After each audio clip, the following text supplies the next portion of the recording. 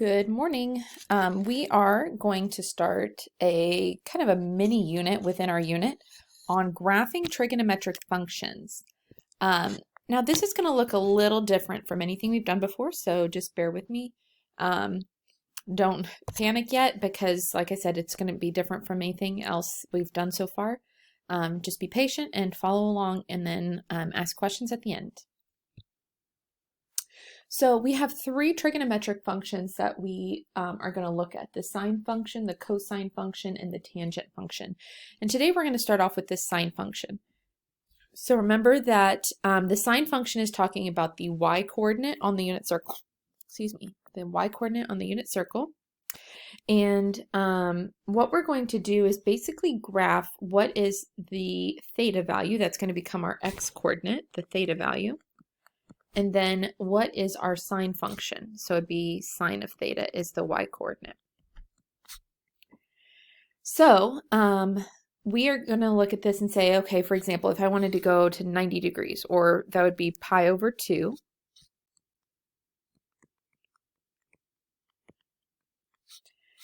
What I can do is say, okay, here's the point, and the point is 0, 1.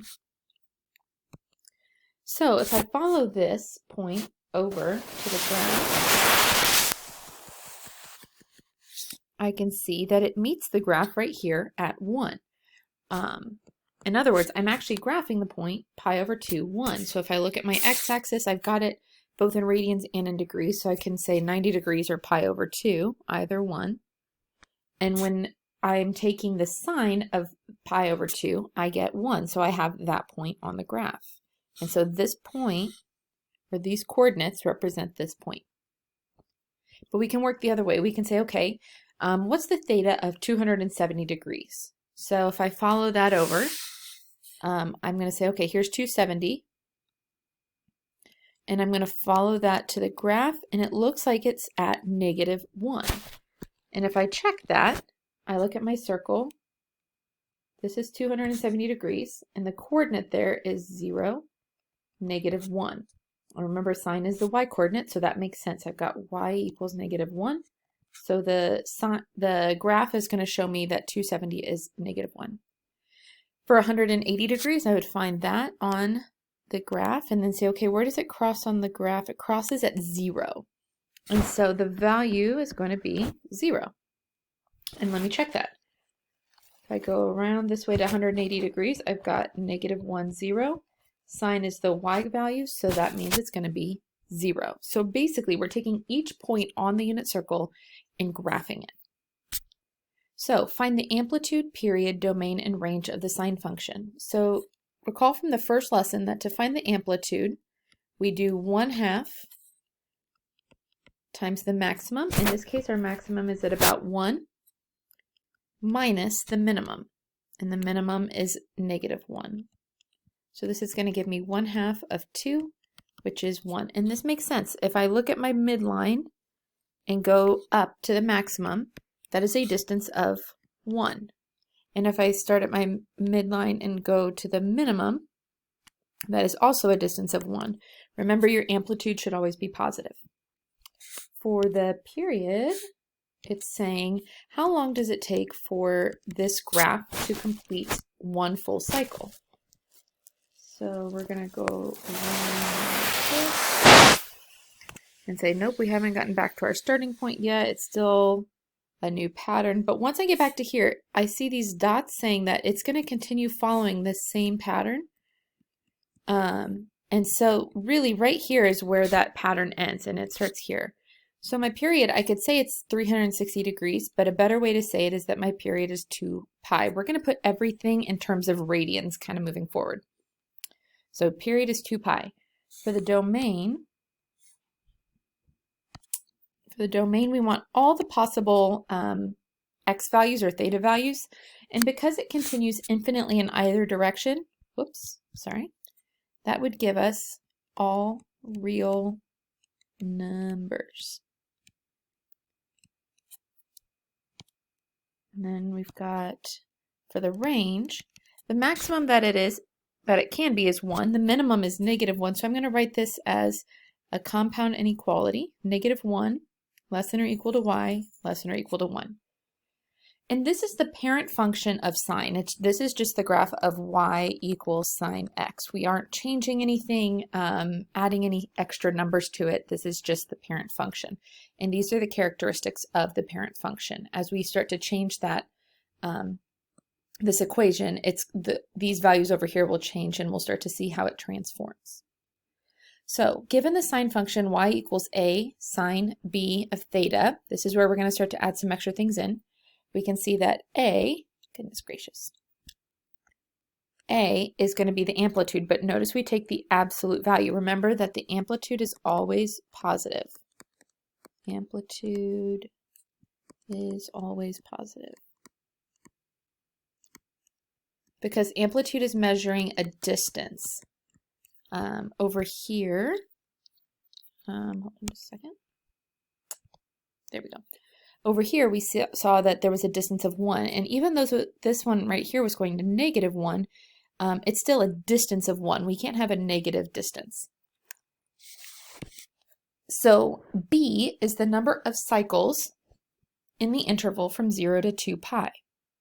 In other words, if I have a graph that goes from 0 to 2 pi, how many times does the pattern repeat? Does it just repeat one time like the parent function?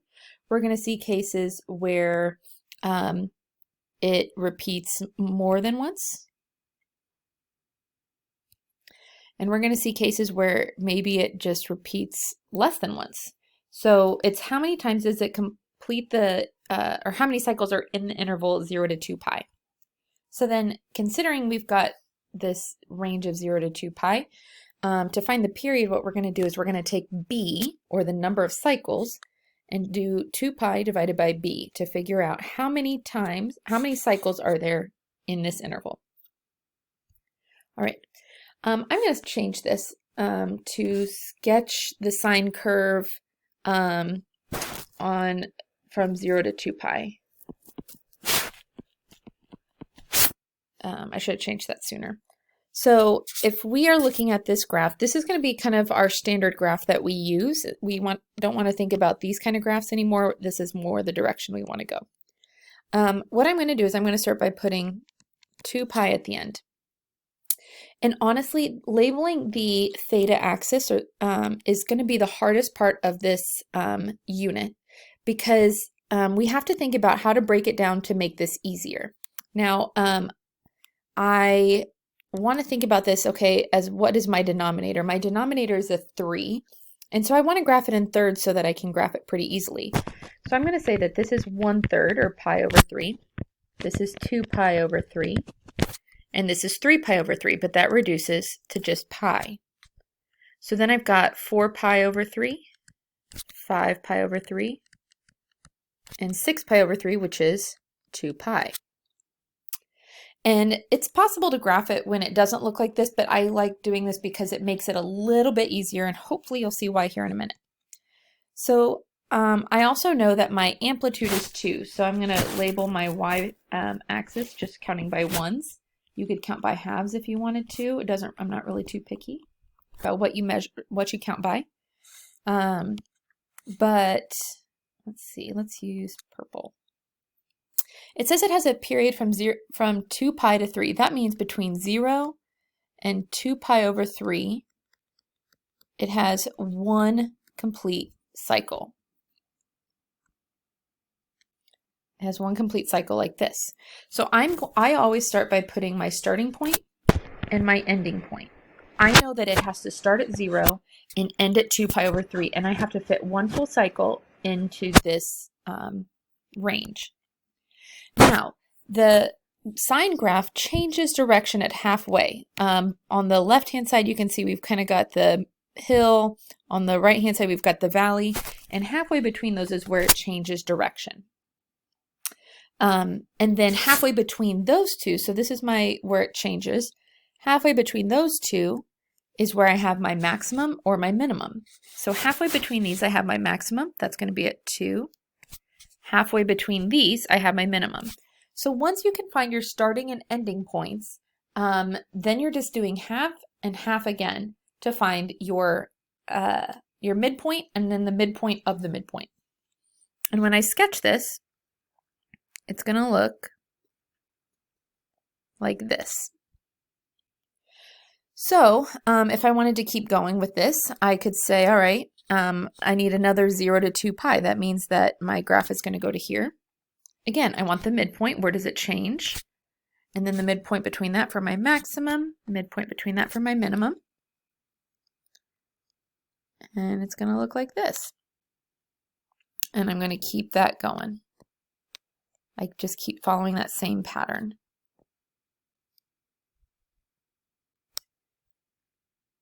So we could also look at this as saying, remember that the number in the denominator of the period means how many cycles should you have between 0 and 2 pi. We should have 3 full cycles. And if we check that, we have one cycle here. Oh, sorry. One cycle here, another one here, and another one here. We've got 1, 2, 3 full cycles. So we did this well. All right. But let's put it in an equation. So for my amplitude, I'm going to take the absolute value of 1.5, which is just 1.5. So graphing my y, I'm going to actually count by 1/2 so that I can have a nice even, I can have a grid for 1.5 instead of having to graph between 2 like that. I don't want to do that. So my period is going to be 2 pi over b. Well, this is my b value, so I'm going to have 2 pi over 2. The 2's cancel out, and we get pi. So what this means is that between 0 and 2 pi, first of all, there should be 2 cycles between 0 and 2 pi. And this time, because I'm counting by pi and not like pi over 3, I don't want to put it just pi and 2 pi, because that's going to mean that I'd have to fit a lot in here. I'm actually going to go ahead and give it a little bit more space. I'm going to say, let's put pi here and 2 pi over here. And then what I can do is say, okay, well, I want the halfway point, because this is my end point for the graph. So halfway to see which direction until it changes is right here. That would be, if I take pi divided by 2, I just get pi over 2. Halfway between those to find my maximum would be here, and it goes up to 1.5. Minimum, halfway between those, down to negative 1.5. And then I can graph my sine function. I'm going to follow the same pattern, and I'm going to find my midpoints. And it should just look like I am continuing the same thing. It should not change shape. The height or the width of the cycle shouldn't change. This all should stay the same. It's pretty standard. Okay, this one's going to end up looking a little different, and we'll see why in a second. Let's start by finding our amplitude. It's the absolute value of 3, which is just 3. So I'm going to count by 1s. Now for my period, I'm going to have 2 pi over 2. Now what this is saying is I've got 2 pi divided by pi over 2. If I divide by a fraction, I have to multiply by the reciprocal. The pi's are going to cancel out, and I'm just going to get 4. And that's going to look a little bit weird. But since my period is 4, I'm going to put 1, 2, 3, 4, 5, 6. And I know that 2 pi is a little bit more than 6. It should be like 6.28 something. And so I'm going to put that there. Then what we're going to do is say, okay, my cycle goes to here. I want halfway. Halfway again. Good grief. Halfway again.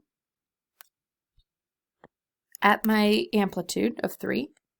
And then I'm going to draw that.